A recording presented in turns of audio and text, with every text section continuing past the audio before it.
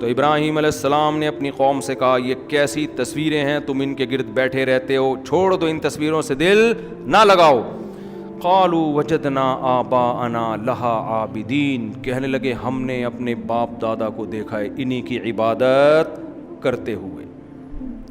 ہندو کیوں ہندو ہے؟ اس لیے کہ ابا بھگوان رکھتے ہیں, دادا بھی بھگوان, وہ جو گھروں میں بت رکھتے تھے, اس بیس پر ہے, دلیل اور عقل کی بیس پہ نہیں ہے. آج کل یوٹیوب پہ ہندوؤں کے کچھ کرتب آ رہے ہیں, فیس بک پہ آتے ہیں نا, کہ وہ پنڈت جی نے یہ کر کے پڑھا دیا, یہ پڑھ دیا تو وہ خبریں صحیح نکلیں, وہ کہہ رہا ہے یار یہ تو بالکل صحیح خبریں ہیں, تو گویا غیب کا علم.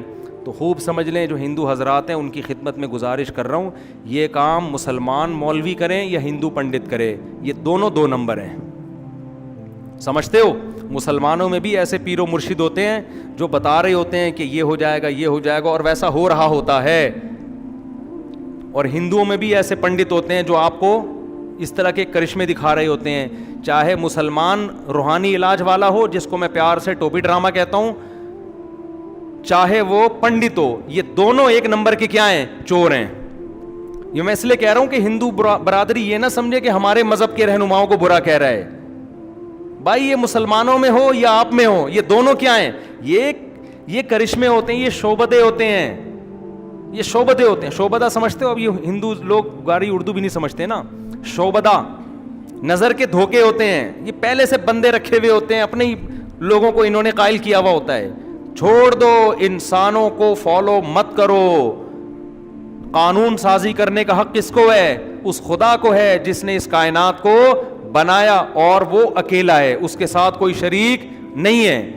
پھر بھی یقین نہیں آتا, پی کے فلم دوبارہ دیکھ لو جا کے. سمجھ رہے ہو؟ فلمیں دیکھنا حرام ہے, ناجائز ہے, لیکن اگر دیکھنی ہی ہے نا, جیسے ہم کہتے ہیں ڈرامہ اگر دیکھنا ہی ہے تو اردول دیکھ لو. تو اگر فلم کسی ہندو نے دیکھنی ہی ہے تو پی کے دیکھ لو, 100% یقین آ جائے گا. اور پی کے دیکھو بغیر پیے, ایسا نہ ہو پی کے دیکھ رہے ہیں بیٹھ کے, یار وہ فلم دیکھ رہے ہیں پی کے, پھر تھوڑی سمجھ میں آئے گی. تو بغیر پی کے دیکھ لو. صحیح ہے نا؟ بعض چیزیں فلمیں سکھا دیتی ہیں.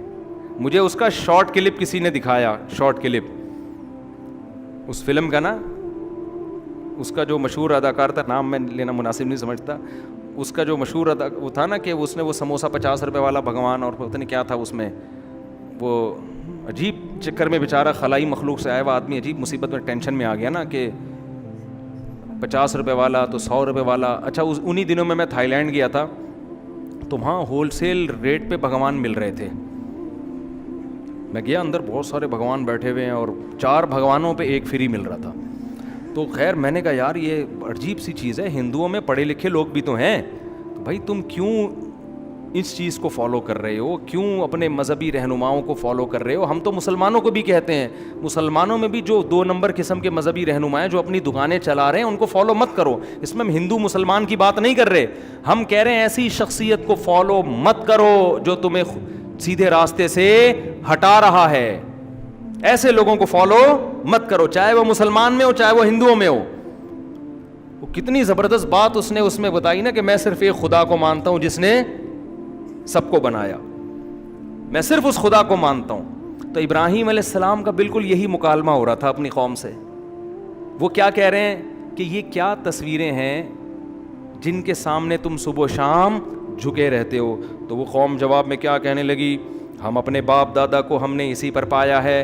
ابراہیم علیہ السلام اکیلے, پوری قوم ایک طرف. کتنا کانفیڈنس, کہنے لگے لقد کنتم وآباؤکم, تم بھی تمہارے باپ دادے بھی, فی ضلال مبین, بالکل واضح گمراہی میں. گمراہی ایک وہ ہوتی ہے جس جو کنفیوز کر دیتی ہے انسان کو, یار پتہ نہیں یہ ہے یا یہ ہے. جیسے ہمارے پٹے چل رہے ہوتے ہیں نا آپس میں, 8 رکعت تراویح ہیں کہ 20 رکعت تراویح, رفع الیدین کرنا ہے کہ نہیں کرنا ہے, اس میں انسان الجھ جاتا ہے. کچھ چیزیں ایسی ہوتی ہیں کہ بھائی اس میں کیا پڑھا. ایک ہندو نے ہندوستان میں ایک عالم سے پوچھا کہ تم اسلام کی طرف ہمیں دعوت دیتے ہو, تمہارے اپنے اتنے پھڈے ہیں, تم پہلے یہ بتاؤ تم لوگ کا اہل حدیث سے پھڈا کیا ہے. وہ عالم تھے حنفی. اب وہ ہندو چاہ رہا تھا کہ یہ اہل حدیث پہ کیچڑ اچھالیں گے, پھر اہل حدیث ان پہ اچھالیں گے. میں بولوں گا دیکھو تم تو آپس میں نہیں ایک ہو, ہمیں کیا اسلام کی دعوت دے رہے ہو. تو حنفی عالم تھے, میں نام بھی ان کا جانتا ہوں لیکن مناسب نہیں ہے بتانا. تو ان عالم سے ہندو نے پوچھا کہ یہ اہل حدیث اور دیوبندیوں کا آپس میں پھڈا کیا ہے؟ ہندو کہہ رہا ہے. انہوں نے کہا کوئی پھڈا نہیں ہے, وہ کہتے ہیں رکوع میں جاتے ہوئے ہاتھ اٹھا لو, ہم کہتے ہیں ہاتھ نہ اٹھاؤ. باقی ہم بھی خدا کے قائل ہیں, وہ بھی کہتے ہیں ان پتھروں میں کچھ نہیں رکھا.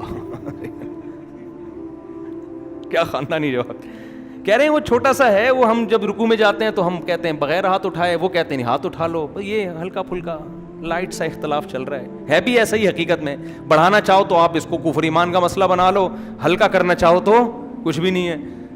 اور کہا باقی ایک چیز ہم میں کامن ہے, ہم بھی کہتے ہیں خدا صرف ایک ہے, اور وہ بھی کہتے ہیں یہ اتنے جو پتھر بنا کے رکھے ہوئے ہیں نا, ان میں کچھ بھی نہیں رکھا. تو یہ ہے بڑی گمراہی سے تو بھائی ہم بھی بچے ہوئے ہیں, اہل حدیث بھی بچے ہوئے ہیں. مسلمان چھوٹی موٹی چیزوں میں لڑتا ہے, مسائل کے پتھروں کو کیوں مانوں, یہ کیا ہے, اس کو تو میں نے خود بنایا, یہ تو تھائی لینڈ کے کارخانے میں بنا ہے, 4 پہ 1 فری ملا ہے, اور جو زیادہ ریٹ کا ہے وہ زیادہ بڑے کام کر رہا ہے جس کی ویلیو زیادہ ہے. تو ابراہیم علیہ السلام نے بھی کہا تم چھوٹی گمراہی میں نہیں, فی ضلال مبین, تم بہت بڑی گمراہی میں پڑے ہوئے ہو, ان پتھروں کو پوجتے ہو. قوم جواب میں کہنے لگی اجئتنا بالحق ام انت من اللاعبین. کیا انداز ہے, اے ابراہیم آپ سیریس ہیں یا مذاق کر رہے ہیں؟ یعنی ان کو یہ یقین ہی نہیں تھا کہ ایک نوجوان پوری قوم کے خلاف کھڑے ہو کر اتنے کانفیڈنس سے بات کرے گا کہ تم گمراہی میں ہو. لہذا ان کو پہلی مرتبہ میں تو یقین ہی نہیں آیا. انہوں نے کہا یہ آپ سیریس ہیں؟ وہ میں ایک چٹکلا سناتا ہوں نا, چھوڑو ابھی چٹکلا نہیں, پھر چٹکلوں میں سارا ٹائم نکل جاتا ہے, کہ اے ابراہیم آپ سیریس ہیں یا آپ مذاق کر رہے ہیں؟ ابراہیم علیہ السلام نے کہا نا مذاق نہیں کر رہا, ربکم رب السماوات والارض, ایک خدا ہے جس نے آسمانوں اور زمین کو بنایا, وانا علی ذالکم من الشاہدین, اور میں اس پر گواہی دے رہا ہوں. گواہ کسے کہتے ہیں؟ جس نے اپنی آنکھوں سے دیکھا ہو. گویا میں نے اپنی آنکھوں سے دیکھا ہے, یعنی اتنا یقین ہے جیسے اپنی آنکھوں سے دیکھا, میں تو اس پر گواہی دے رہا ہوں. اشہدو, میں گواہی دے رہا ہوں. تو جو مذاق کر رہا ہوتا ہے وہ گواہی کے لفظ استعمال نہیں کرتا, وہ قسمیں نہیں اٹھاتا. میں حلفیہ بولتا ہوں کہ وہ ایک اکیلا خدا ہے جس نے آسمانوں اور زمین کو بنایا. یہ تو بنے ہوئے ہیں, بنانے والے تھوڑی ہیں. اور پھر ابراہیم علیہ السلام نے دل میں کہا وَتَاللَّهِ لَأَكِيدَنَّ أَصْنَامَكُمْ بَعْدَ أَن تُوَلُّوا مُدْبِرِينَ. تم ابھی جا رہے ہو اپنے کسی فنکشن میں, جب واپس آؤ گے تو میں تمہارے بتوں کی گت بنا کے رکھوں گا. انہوں نے ایک سوچا ورک شاپ کرواؤں میں ان کو, لیکن یاد رکھو یہ ہمارے لیے جائز نہیں ہے, یہ ابراہیم علیہ السلام ہی کے لیے تھا. ایسا نہ ہو آپ کسی ہندو کے مندر میں جا کے بتوں کو آڑا ترشا کر دیں, شریعت میں آپ کو اس کی اجازت نہیں ہے. تو ابراہیم علیہ السلام نے کیا کیا کہ قوم جانے لگی, کوئی میلہ تھا ان کا, قوم نے کہا کہ آپ بھی چلیں, آپ نے کہا میری طبیعت خراب ہے.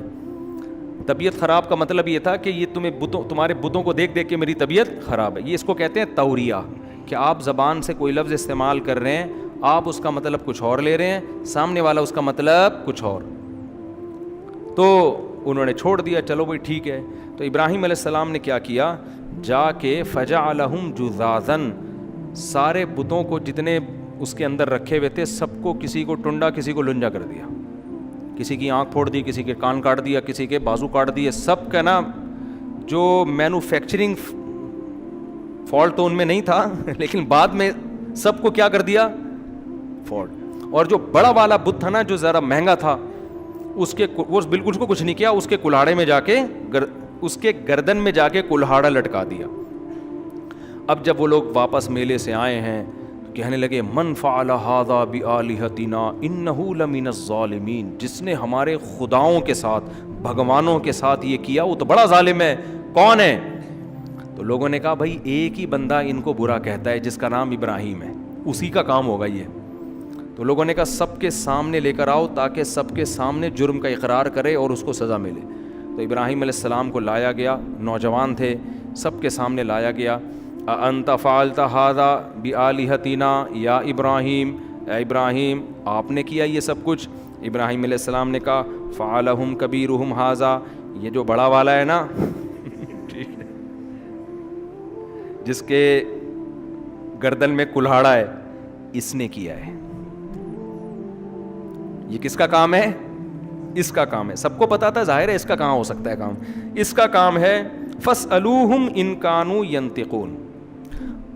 اور میری بات پہ یقین نہیں آتا، ان سب سے پوچھ لو، یہ تمہیں خود بتائیں گے اس کا کام ہے. یہ خود بولیں گے. بھائی جس کے ساتھ زیادتی ہوتی ہے وہ مجرم تھانے میں لے جاتے ہیں نا، جس کی چوری ہوئی، بتاؤ بھائی اس نے چوری کی ہے، یہ موبائل چھین رہا تھا، چیک کر رہے ہوتے ہیں نا. تو ابراہیم علیہ السلام نے کہا کہ ان سے پوچھو، یہ خود بتائیں گے کس کا کام ہے، یہ اس کا کام. تو قرآن کہتا ہے ایک دم ان کے دل میں خیال آیا اور کہنے لگے تم تو بڑے ظالم ہو. یہ کمبخت تو اپنے مجرم کا نام نہیں بتا سکتے. ان کی ضمیر نے ان کو ملامت کی کہ یار ہم کن کی عبادت کر رہے ہیں کہ ان کو پکڑ کے کوئی بھی کوٹ پوٹ کے چلا جائے، یہ اپنا دفاع نہیں کر سکتے تو یہ ہماری بگڑی کہاں سے بنائیں گے، کوئی بھی ان کو پکڑ کے مار دے. تو قرآن کہتے ہیں ایک دم، کیونکہ ابراہیم علیہ السلام ان کے ضمیر کو جھنجھوڑنا چاہتے تھے. بعض دفعہ تقریروں سے فائدہ نہیں ہوتا، پریکٹیکلی کوئی کام کر کے دکھایا جاتا ہے نا، اس سے بڑی موٹیویشن ملتی ہے.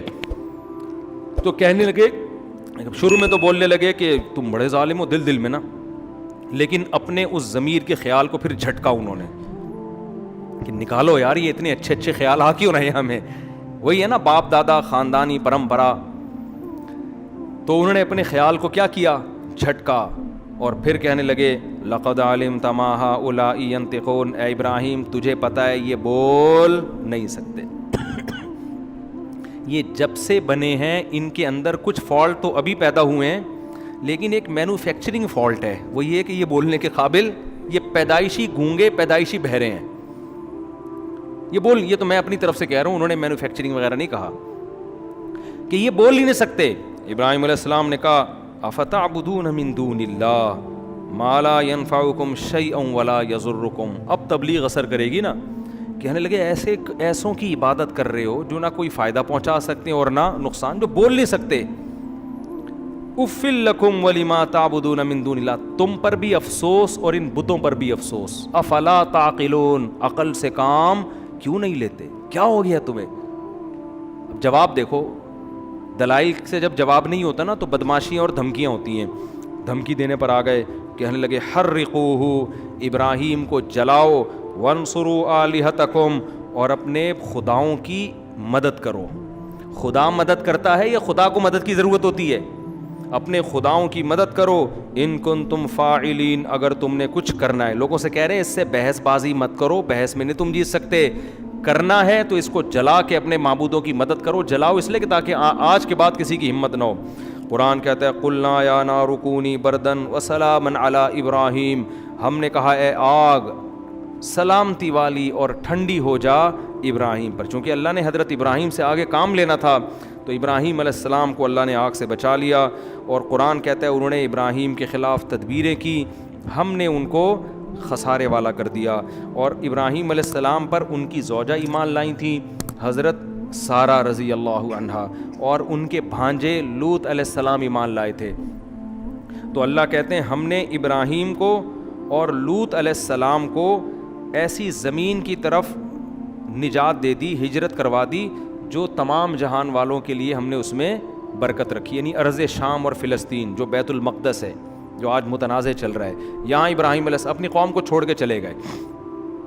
پھر قرآن کہتا ہے وَوَهَبْنَا لَهُ إِسْحَاقَ وَيَعْقُوبَ. ابراہیم نے چونکہ قوم کو چھوڑا لہذا اللہ نے ان کو نیک اولادیں دی، ایک اسحاق اور ایک یعقوب. یہ حضرت سارہ سے ہوئیں. اور پھر حضرت ہاجرہ جو آپ کی دوسری زوجہ تھیں، ان سے اولاد کیا ہوئی؟ حضرت اسماعیل علیہ السلام ہوئے. تو اللہ نے پھر آپ کی اولاد میں برکت دی. کیوں؟ اللہ کے لیے خاندان چھوڑا تو اللہ نے اپنا خاندان دے دیا. سمجھتے ہو کہ نہیں سمجھتے؟ اس لیے اگر کسی کا خاندان بہت بے دین ہے، وہ اس کو شریعت پہ چلنے نہیں دے رہا، الگ سے شادیاں شروع کر کے اپنا خاندان بنانا شروع کر دو اور ان کی اپنے حساب سے تربیت شروع کر دو. مجھ سے لوگ اکثر آ کے کہتے ہیں ہماری اماں ابا ہمیں 30-35 سال کے ہو گئے، ہمیں شادی نہیں کرنے دے رہے، تو کیا کرے، خاندان کٹ جائے گا. میں نے کہا خاندان تو آپ کا کیسے کٹ جائے گا؟ آپ شادی کرو، بچے ہو جائیں گے، آپ کا اپنا خاندان ہو جائے گا. اور اگر 4 کر کے بچے پیدا کرو گے تو آپ کا خاندان آپ کا ایک جز بن جائے گا. یعنی آپ کا اتنا بڑا خاندان ہوگا کہ آپ اس خاندان کا پارٹ نہیں ہوں گے, آپ کا خاندان آپ کے خاندان کے پارٹ ہوگا. سمجھ رہے ہو؟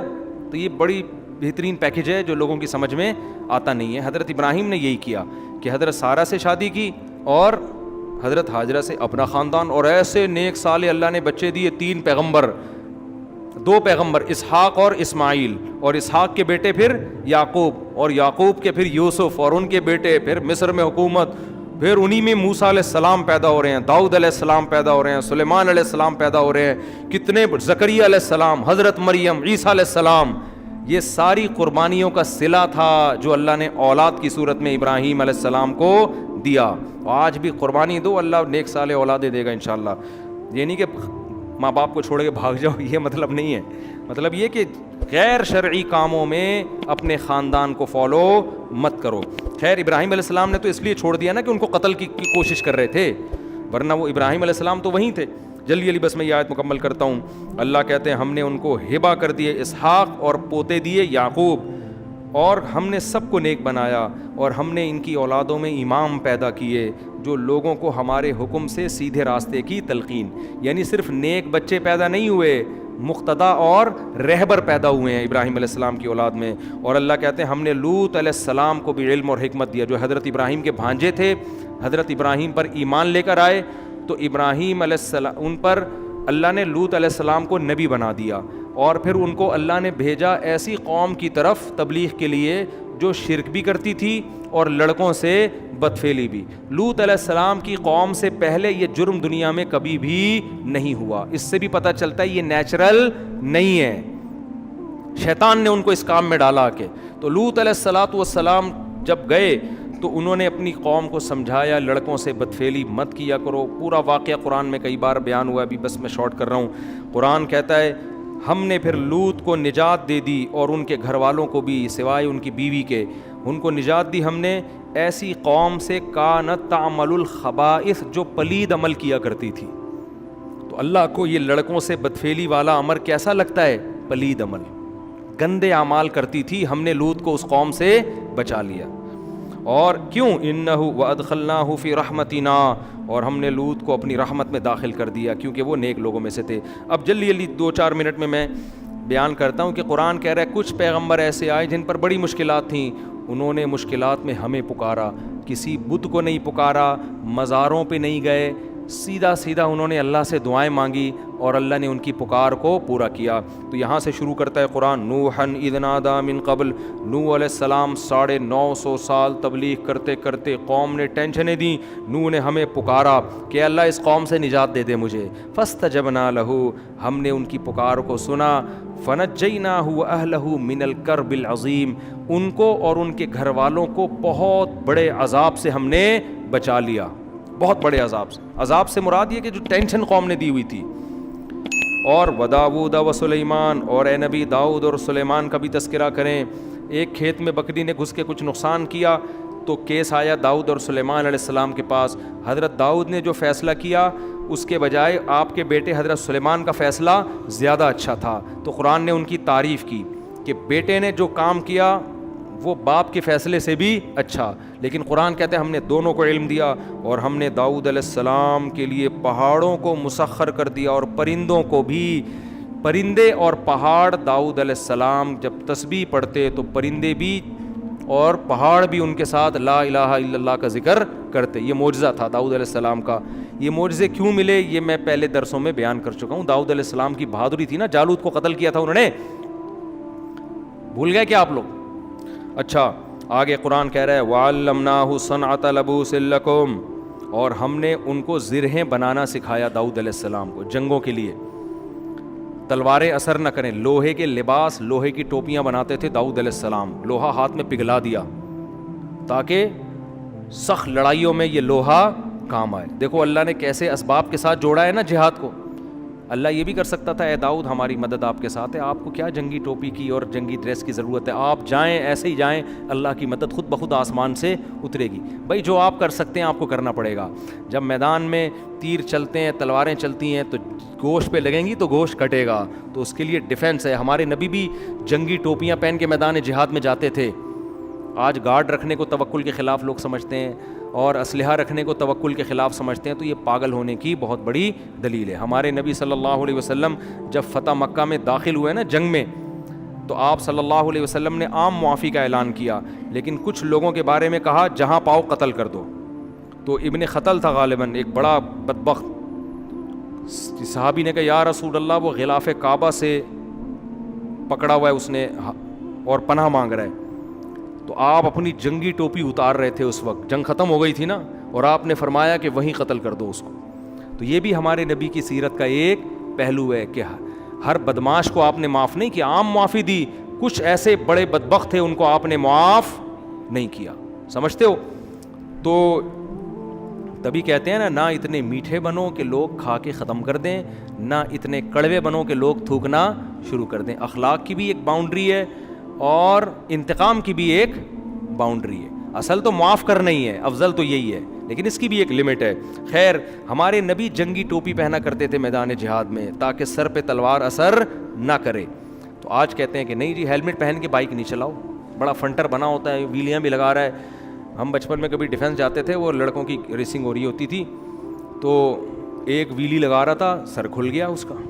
بہت بڑا فنٹر بنا ہوا تھا کہ 3 دفعہ سر کھلا تھا اس کا.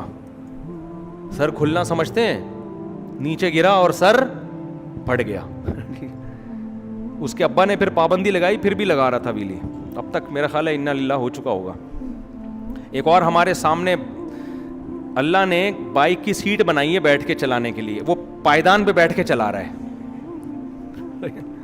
ڈیفینس میں ہم نے دیکھا, وہ نہیں سی وی یو پہ جو آپ کہہ سکتے ہیں غلط تھا تو دیکھنے کیوں گئے. تو بھائی احمقوں کو دیکھنے کا اپنا مزہ ہے, دیکھنا غلط تھوڑی ہے, دیکھ لو بھائی. کریں گے ہم کبھی بھی نہیں یہ فالتو کام, ویلیاں لگا رہے ہیں. اور یہ بھائی اس میں آپ کو وہ نظر آ رہے ہیں جن کے سر نہیں کھلے, بہت سے جن کے کھل چکے ہیں ان کے انٹرویو لے جا کے کہیں گے بھائی کبھی نہیں کرنا چاہیے.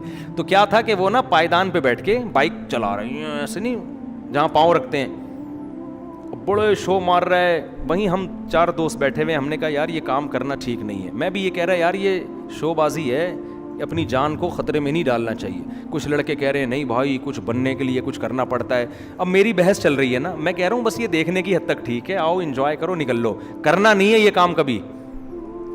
کچھ میرے ہی دوست تھے وہ کہہ رہے نہیں بھائی یہی تو ہوتا ہے, انسان ترقی ایسے ہی تو کرتا ہے. اللہ کی قدرت, آگے گئے ہیں اسپیڈ بریکر آیا اس کو نظر نہیں آیا, دھڑام سے وہ نیچے گرا, ہم بھاگ کے گئے, انا للہ اس کا ہو چکا تھا. لگ ایسا رہا تھا, مجھے یقین نہیں ہے کیونکہ بے ہوش بالکل, سانس بھی نہیں آ رہا تھا. ایمبولینس آئی ہے اس میں ڈال کے لے کر گئے, پتہ نہیں اللہ کرے زندہ ہو گیا ہو, لیکن بظاہر لگ نہیں رہا تھا. میں نے کہا دیکھ لو, بڑا آدمی بننے کے لیے قبرستان جانا پڑتا ہے. تو اس لیے انسان کے بچے بنو, کوئی وہ کام کرو جو بہادری کے جوہر دکھانے ہیں تو جاؤ میدان جنگ میں جا کے دکھاؤ نا, جہاں کچھ فائدہ تو ہو اس بہادری کا. یہاں ویلی لگا کے بہادری کا کیا فائدہ ہے آپ کو؟ 2-4 لڑکیاں مر جائیں گی آپ کے اوپر, اور وہ بھی جب تک مریں گی جب تک آپ کا سر پھٹے گا نہیں. جس دن آپ کے سر پہ 4-5 ٹانکے آ گئے وہ بھی ریجیکٹ کر دیں گے, بھائی پرے ہٹو. تو اس لیے ایسے کام کرو جو انسان پہ سوٹ کرتے ہیں. خیر بس جلدی سے ختم کروں میں. قرآن کہتا ہے کہ ہم نے سلیمان علیہ السلام کے لیے ہواؤں کو مسخر کر دیا, جنات کو سلیمان علیہ السلام کا تابع بنا دیا, سمندروں میں غوطے لگاتے تھے اور ہیرے جواہرات لے کر آتے تھے. اور کیا تھا, ایوب اذ نادی ربہ, ایوب کو بھی یاد کرو جب کئی سال بیماری میں مسلسل اتنی خطرناک بیماری میں پڑے رہے ہیں, بالآخر اللہ نے ان کی دعا قبول کی. انہوں نے کہا ربی انی مسنی الضر, اے اللہ مجھے بہت پریشانیاں پہنچ گئی ہیں, وانت ارحم الراحمین, تو سب سے زیادہ رحم کرنے والا ہے, میری مدد کر. فاستجبنا لہ, اللہ کہتے ہیں ہم نے آپ کی مدد کی, آپ کی پریشانیوں بیماری کو بھی دور کیا اور آپ کو آپ کا اہل و عیال بھی واپس لوٹا دیا. اور پھر اللہ نے حضرت اسماعیل ادریس علیہ السلام کا ذکر کیا اور ذوالکفل علیہ السلام کا, اور 2 بس مختصر. پھر اللہ نے یونس علیہ السلام کا تذکرہ کیا کہ مچھلی والے کا بھی تذکرہ کرو. جب اندھیروں میں مچھلی نے اپنے پیٹ میں نگلا تو فنادا فی الظلمات, کئی اندھیرے, رات کا اندھیرا, آسمان پہ بادلوں کا اندھیرا, سمندر کی لہروں کا اندھیرا, سمندر کی تہہ کا اندھیرا اور مچھلی کے پیٹ کا اندھیرا. اس میں اللہ کو پکارا, اے اللہ میں تیری پرمیشن کے بغیر قوم کو چھوڑ کر آ گیا, یہ تیرا، تو ہر عیب سے پاک ہے، یہ سزا مجھے میری غلطی کی وجہ سے ملی ہے، سبحانکا تو عیب سے پاک ہے، انی کنت من الظالمین میں ہی ظالمین میں سے ہوں. کیا مطلب؟ میں اپنی غلطی کا اعتراف کرتا ہوں. قرآن کہتا ہے فاستجبنا لہ، ہم نے ان کی پکار کو سنا، وَنَجَّيْنَاهُ مِنَ الْغَمِّ اور ہم نے ان کو غم سے نجات دی. کہاں گئے وظیفے بھائی؟ یونس علیہ السلام نے کوئی وظیفے کیوں نہیں پڑھنا شروع کر دیے وہاں بیٹھ کے؟ پیغمبروں میں آپ کو وظیفے نہیں ملیں گے، دعائیں ملیں گی، دعائیں. آج یہی لا الہ الا انت سبحانک انی کنت من الظالمین جو ہے نا 1000 دفعہ پڑھ لیں گے، جائز ہے، میں منع نہیں کر رہا. ادھر ادھر گانے بجانے سے تو بہتر ہے کچھ اللہ کا نام وظیفوں کے طور پہ پڑھ لو. لیکن جو روح کیا ہے، روح یہ نہیں ہے کہ آپ پڑھو، روح یہ ہے کہ مانگو. یونس علیہ السلام نے لا الہ الا انت کا وظیفہ نہیں پڑھا، بلکہ اللہ سے دعا مانگی عاجزی کے ساتھ کہ مجھے بچا لے اس غم سے، تو اللہ نے بچا لیا. پھر قرآن کہتا ہے اور زکریہ کا بھی تذکرہ کریں، بڑھاپے میں بیوی بانجھ اور اللہ سے دعا مانگ رہے ہیں، اے اللہ مجھے اکیلا نہ چھوڑ، تو بہترین وارث ہے، مجھے بھی کوئی وارث دے دے. اللہ کہتے ہیں فاستجبنا لہ، ہم نے ان کی پکار کو قبول کیا. بڑھاپے میں ووہبنا لہ یحییٰ، ہم نے ان کو یحییٰ علیہ السلام دیے، اور ہم نے ان کی بیوی کو صحت دے دی، بانجھ پن دور کر دیا، بڑھاپا بھی ختم کر دیا.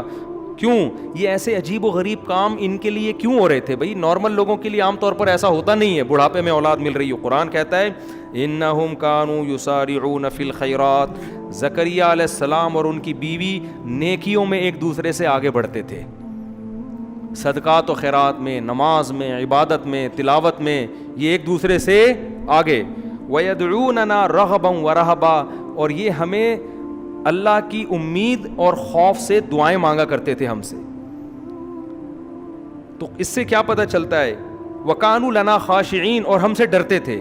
اس سے پتہ چلتا ہے جس گھر میں اللہ کی عبادت ہو، صدقات و خیرات کا معمول ہو، اور جس گھر میں دعائیں مانگنے کا معمول ہو، تو پھر ان کے ساتھ اللہ تعالیٰ ایسے معاملات کرتے ہیں جو دوسروں کے ساتھ نہیں کرتے. بڑھاپے میں اولادیں مل رہی ہیں ان کو، اور آج گھروں میں یہ سارا ماحول کیا ہو گیا ہے؟ ختم. ہر وقت موبائل گیم چل رہے ہوتے ہیں، ڈرامے چل رہے ہوتے ہیں، گانے چل رہے ہوتے ہیں، فلمیں چل رہی ہوتی ہیں. تو پھر اللہ کی مدد کہاں سے آئے گی بھائی؟ جو اللہ کی خاطر گناہوں سے بچتے ہیں، گھر میں عبادت کا ماحول ہوتا ہے، تو اللہ ان کے ساتھ ایسے کام کرتے ہیں، ایسا پروٹوکول دیتے ہیں تو دوسروں کے ساتھ نہیں. بس ایک آیت پڑھ کے بیان ختم کرتا ہوں. ابراہیم علیہ السلام کو جب بڑھاپے میں اولاد کی خوشخبری ملی ہے نا، قرآن کہتا ہے کہ فرشتے جب ابراہیم علیہ السلام کے پاس آئے انسانی شکل میں، بچڑا سامنے رکھا، فرشتوں نے کھایا نہیں. ابراہیم علیہ السلام گھبرا گئے کہ یہ دشمن تو نہیں ہے. انہوں نے کہا نا ہم تو اللہ کے فرشتے ہیں، ہم کھانے کی ہمیں رغبت نہیں، یہ تو ہمارے لیے پتھر ہے. ابراہیم علیہ السلام کی جو زوجہ تھی نا، بوڑھی، وہ حضرت سارہ، وہ دروازے پہ کھڑی ہوئی تھیں. بوڑھی عورتیں جو ہے نا وہ دروازے پہ کان لگا کے سن رہی ہوتی ہیں، اگر ان کو خطرہ ہوتا ہے کہ پتہ نہیں کوئی، کیونکہ انہوں نے دیکھا نا اجنبی بندے ہیں. ویسے اصولی طور پر کوئی بندہ آپ کے شوہر کے ساتھ بات کر رہا ہوں نا، تو عورت کو چاہیے کان لگا کے نہ سنے. خواتین سن رہی ہوتی ہیں، دیکھو کوئی دوسری شادی کی بات تو نہیں چل رہی کہیں. موبائل میں بھی جھانک رہی ہوتی ہیں کہ یہ ستار واقعی ستار ہے، کائنات تو نہیں ہے کہیں یہ. تو تجسس کرنا اچھا کام نہیں ہے. لیکن حضرت ابراہیم کی زوجہ دروازے پہ کیوں کھڑی ہوئی ہیں؟ خوف تھا نا کہ پتہ نہیں کوئی دشمن تو نہیں آئے ہیں، کون ہیں یہ لوگ، کبھی دیکھا بھی نہیں ان کو اس علاقے میں، اور بڑے خوبصورت جوان. تو انہوں نے کہا ہم اللہ کے فرشتے ہیں اور آپ کو اولاد کی خوشخبری سنانے کے لیے آئے ہیں کہ اللہ آپ کو بیٹا دے گا، اسحاق، اور پھر بیٹے کا بھی بیٹا ہوگا، پوتا بھی ہوگا. ان کا نام کیا ہوگا؟ یعقوب. بیٹے کی بھی خوشخبری اور پوتے کی بھی. تبھی تو حضرت ابراہیم نے حضرت اسحاق کی بالغ ہوتے ہی شادی کرا دی تھی. ٹھیک ہے نا، ان کو پتا تھا کہ اللہ ان سے بھی اولاد دے گا مجھے. تو بچوں کی جلدی شادیاں کرا دیا کرو، اس سے یہ ہوگا کہ وہ جو پوتا ہوتا ہے نا وہ بھی آپ ہی کی اولاد ہوتا ہے. سمجھتے ہو؟ لوگ کہتے ہیں تو میرے بچے کے بچے ہیں، تو آپ کے بھی تو ہیں نا وہ. تو بچوں کی جلدی شادی کرانے میں بڑا فائدہ کیا ہے؟ آپ کو بھی اولاد مل جاتی ہے. خیر، تو اب جب ابراہیم علیہ السلام کی زوجہ نے یہ سنا کہ فرشتے کہہ رہے ہیں کہ آپ کو اولاد ملے گی, تو قرآن کہتا ہے وہ اندر آئیں فسقت وجہہا, ایسے ماتھے پہ یوں, جیسے عورتیں نہیں کہتی ہائے ناس کیسی باتیں کر رہے ہو, کہنے لگی یا ویلتا, ہائے کمبختی, ہائے ناس, الیدو, میرے اولاد ہوگی, میں اتنی بوڑھی, میرے اولاد ہوگی, وانا عجوز, میں تو بڈھی ہو چکی ہوں. عجوز کہتے ہیں بالکل بڑھاپے کی انتہا کو پہنچی ہوئی. وہذا بالی شیخا, اور یہ میرا شوہر یہ بھی بڈھا ہے بھائی, اشارہ کر رہی ہیں ہاذا اشارے کی طرف, یہ بوڑھا اس کی اولاد ہوگی اور میں بھی, اور پھر ایسے نا ماتھے پہ یوں کر کے مارا ہے اور کہنے لگے ناس ہو تمہارا, تباہی ہے. تو اتنا تعجب ان کو ہو رہا تھا یہ کس طرح کی, ابھی تک تو خاموش کھڑی ہوئی تھی, بھائی ٹھیک ہے بچڑا نہیں کھا رہے, چلو سمجھ میں آتا ہے, اور جو ہے اجنبی لوگ ہیں, لیکن ابھی تک کوئی ٹینشن بھی نہیں دی. اب جو آگے باتیں شروع کر دی ہیں کہ اولاد ہوگی, تو یہ حضرت ابراہیم کی زوجہ سے یہ بات ان کی سمجھ میں نہیں آئی. یہ کیسی باتیں, اب تم نے غلط باتیں, اب میں چپ نہیں رہوں گی بھائی, اب میں خاموش نہیں رہوں. آ کے ایسے ماتھے پہ یوں کر کے مارا ہے اور کہنے لگی یا ویلتا, ہائے بدبختی, ویل کہتے ہیں بربادی تباہی کو, ہائے بربادی, ہائے تباہی, ہائے ہلاکت, الیدو, میرے اولاد ہوگی, وانا عجوز, میں اتنی بڈھی, وہذا بالی شیخا, اور یہ میرا میاں یہ بھی اتنا بوڑھا. تو اب جو میں پوری بات بتانے کے لیے میں آیت پڑھی نا, تو فرشتوں نے کیا کہا, اتعجبین من امر اللہ, اللہ کے آرڈر پہ تمہیں تعجب ہو رہا ہے, رحمت اللہ وبرکاتہ علیکم اہل البیت, اے گھر والو تم عام لوگوں کی طرح نہیں ہو, تم تو سلیکٹڈ خاندان ہے تمہارا, تم نے شرک کے راستے کو چھوڑا, تمہارے گھروں میں سخاوت ہے. سخاوت تھی نا کہ مہمان آ کے بیٹھے ہیں, ابھی پوچھا نہیں ہے کون ہو کہاں سے آئے ہو, بچڑا پہلے لا کے رکھ دیا. ہم تو کباب چائے نہیں لا کے رکھتے پہلے, بھائی تو بتا, میں تو نالائق آدمی ہوں, میں تو اسی طرح کرتا ہوں, بندہ ہے کون بھی کہاں سے آیا کیوں آیا بغیر پوچھے آیا, اتنے سارے ہمارے یہاں تو پریشانیاں ہیں نا. اور بعض دفعہ تو لوگ چائے کا پوچھ اس لیے رہے ہوتے ہیں تاکہ وہ کہے, میں بتاتا ہوں نا, ہمارے ایک دوست گئے اپنے کسی گھر میں, ان سے پوچھا کہ آپ نے کھانا کھا لیا, انہوں نے کہا نہیں کھایا. مجھے خود بتا رہے تھے, کہہ رہے مجھ سے پوچھا کھانا کھا لیا, میں نے کہا نہیں کھایا. کہہ رہے کھایا ہوتا تو چائے پلاتا, آپ چائے سے بھی گئے اور کھانے سے بھی گئے. یہ تو ہماری سخاوت ہے. تو کیسی سخاوت, ابھی مہمان آیا ہے, بچڑا پورا روسٹ کر کے سامنے لا کے رکھ دیا ہے, پھر دیکھ رہے ہیں کہ بھئی ہاتھ جا ہی نہیں رہے. تو یہ تو بھائی تمہارا تو خاندان سخی ہے, توحید پرست ہے, عبادتیں ہوتی ہیں. کوئی عام لوگ تعجب کرتے کہ بڑھاپے میں اللہ اولاد دے رہا ہے تو تعجب بنتا ہے. تو فرشتے کہہ رہے ہیں کہ تعجب ہمیں آپ کی باتوں پہ ہو رہا ہے, رحمت اللہ وبرکاتہ علیکم اہل البیت, اے اہل بیت تم پر تو اللہ کی رحمتیں اور برکتیں ہیں. انہ حمید مجید, کیا مطلب, وہ اللہ بڑا قابل تعریف اور بزرگی والا ہے. یہ کیسی تعریف ہے اس کی کہ تم اس کے لیے قربانیاں دو اور وہ تمہارے لیے کچھ بھی نہ کرے. وہ تو قابل تعریف ہے, جتنا تم کرو گے وہ کئی گنا اس سے تمہارے لیے زیادہ کرے گا. تو یہ میں پوری تقریر اس لیے کر رہا ہوں, گھروں کے ماحول کو صحیح کرو. سمجھتے ہو, گھروں میں کچھ تعلیم کا تلاوت, تبھی تو حدیث میں آتا ہے کہ سنتیں گھر میں پڑھنی چاہیے تاکہ بچے بھی عبادت سے تھوڑے سے مانوس ہوں, تلاوت ہو. میرے والد صاحب کو یہ اللہ مغفرت فرمائے, جب آفس سے آتے تھے نہا کے سب سے پہلے قرآن لے کے بیٹھ جاتے تھے اور اونچی آواز سے تلاوت کرتے تھے. پوری زندگی ان کا معمول ہم نے دیکھا. جب ان کا انتقال ہوا ہے تو اس دن تلاوت کی آواز گھر میں نہیں آئی ہمیں, اس کے بعد سے اب تک نہیں آئی. تو وہ ایک احساس ہوا کہ یار, اور بڑی پیاری آواز میں تلاوت کرتے تھے. تو ایک دم احساس ہوا کہ یار ہمارے گھر سے ایک رونق چھن گئی. یہ روزانہ ان کا معمول تھا, اور ایک خاص اسٹائل میں بیٹھتے تھے, ٹوپی اتار کے, ٹھیک ہے نا, کیونکہ گرمی ان کو بہت لگتی تھی. ٹوپی اتار کے بالکل گریبان کھول کے ایسے بیٹھ کے, حافظ تھے ماشاءاللہ, تو روزانہ پابندی سے قرآن کی تلاوت کرتے.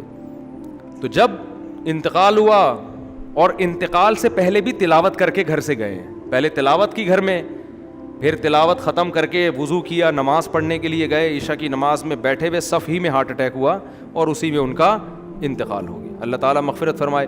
تو میں جو اصل بات عرض کر رہا ہوں کہ گھر میں تلاوت کا معمول ہوگا, نماز کا معمول ہوگا, بچے بھی یہ چیزیں کیا کریں گے, اڈاپٹ. اور اگر گھر میں ہر وقت ٹی وی چل رہا ہے, ہر وقت ڈرامے چل رہے ہیں, تو میرے بھائی پھر گھر میں برکتیں نہیں ہوں گی.